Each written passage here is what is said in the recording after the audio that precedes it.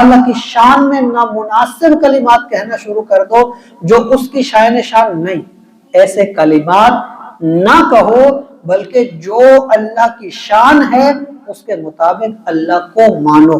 ورسولہ، اس کے رسول پر کیسے ایمان لاؤ؟ اللہ نے جو شانیں اپنے حبیب کو دی ہیں ان شانوں کو تسلیم کرو، جو عظمتیں، جو مقام، جو رفعتیں اللہ نے اپنے حبیب کو دی ہیں اس مقام کو، ان رفعتوں کو، ان عظمتوں کو تسلیم کیا جائے۔ اللہ نے جو عظمت اور مقام حضور کو دیا ہے اس کو مان کر اپنے رسول سے وفادار رہا جائے اور اپنے رسول کے طریقے کو فالو کیا جائے، اس پر عمل کیا جائے، اس کو عظمت دی جائے، یہ ہے رسول کو ماننا۔ جو اللہ چاہتا ہے، جس طرح اللہ چاہتا ہے، جس طرح اس کا رسول چاہتا ہے، اسی طرح سے اس کے دین پر عمل کرنا، جس طریقے کو وہ پسند کرتے ہیں، جو طریقہ صحابہ کرام کو انہوں نے سکھایا، اس طریقے کے مطابق، اس سوچ کے، ان عقائد کے، اس طرز کے مطابق اگر ہم چلیں گے تو یہ ہے صحیح طور پہ اس کے رسول پر ایمان لانا۔ فرمایا والیوم الآخر والکتاب الذی نزل علی رسولہ، اور اس کتاب پر جو اللہ نے اپنے رسول پر نازل کی، مراد کیا ہے؟ قرآن، قرآن کریم پر عمل، قرآن کریم کی تعلیمات کے مطابق کرنا، یہ اصل ہے۔ قرآن کریم کی تلاوت کر کے اللہ کی شان میں گستاخیاں کرنا، یہ قرآن پر عمل نہیں ہے۔ قرآن کریم کی تلاوت کر کے اس کی آیتوں کو توڑ کر وہ نکال کے پیش کرنا کہ دیکھو اللہ کے رسول کی یہ شان نہیں ہے، یہ قرآن کے تعلیم نہیں ہے۔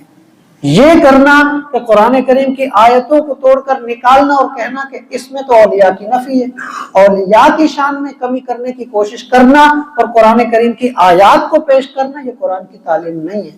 قرآن اللہ کا کلام ہے اور اللہ اپنے کلام میں اپنی شان میں کمی کرے گا؟ کبھی نہیں۔ اللہ کا کلام ہے، اللہ اپنے حبیب کی شان میں کمی کرے گا؟ ایسا نہیں۔ اللہ کے اولیاء جو ساری زندگی اللہ کی رضا میں گزار کے جائیں، اللہ تعالیٰ ان کی شان میں کمی کرے گا اور قرآن میں نازل کرے گا؟ نہیں۔ قرآن اللہ کی، اللہ کے فرشتوں کی، اللہ کے انبیاء کی، اللہ کے اولیاء کی شان میں کبھی بھی گستاخی کمی نہیں کرتا۔ قرآن تو عظمتیں بیان کرنے کے لیے ہے، قرآن تو مقام و مرتبے کو بیان کرنے کے لیے ہے، نہ کہ روکنے کے لیے۔ تو یہ چیز ہمیں سمجھنے کی ضرورت ہے۔ کتاب پر ایمان لاؤ تو وہ لاؤ جو اللہ کا پیغام ہے۔ قرآن کیا کہے گا؟ کہے گا ان اللہ هو مولاہ وجبریل وصالح المؤمنون۔ اے ایمان والو یاد رکھو اللہ بھی تمہاری مدد کرتا ہے، اللہ تعالیٰ کے فرشتے بھی مدد کرتے ہیں، اللہ تعالیٰ کے نیک بندے بھی تمہاری مدد کرتے ہیں۔ یہاں شانیں بیان کی جاتی ہیں، عظمتیں بیان کی جاتی ہیں، اپنے بارگاہ میں جھکنے کا طریقہ بیان کیا جاتا ہے، اپنے قرب میں آنے کے راستے بیان کیے جاتے ہیں، اپنے محبوب بندوں سے وفاداری کا درس دیا جاتا ہے۔ یہ اصل قرآن کی تعلیم ہے۔ قرآن کی تعلیم اللہ والوں سے دور نہیں کرتی، قرآن کی تعلیم زندگی بھر قرآن کی تلاوت کرنے والوں سے دور نہیں کرتی۔ قرآن قرب کا نام ہے۔ قرآن کے جو معنی ہے نا، لفظ قرآن جو ہم کہتے ہیں، قرآن کے معنی اگر غور کیا جائے تو اس میں بھی یہی قرب کے معنی ہمیں ملتے ہیں، یہی بار بار پڑھنے کے معنی ہمیں ملتے ہیں، یہی لذت کے اندر آنے کے معنی ملتے ہیں، یہی بار بار اپنے رب سے ملاقات کے معنی ہمیں ملتے ہیں۔ شرط یہ ہے کہ ہم قرآن کو قرآن کی تعلیم کے مطابق سمجھنے والے بنیں۔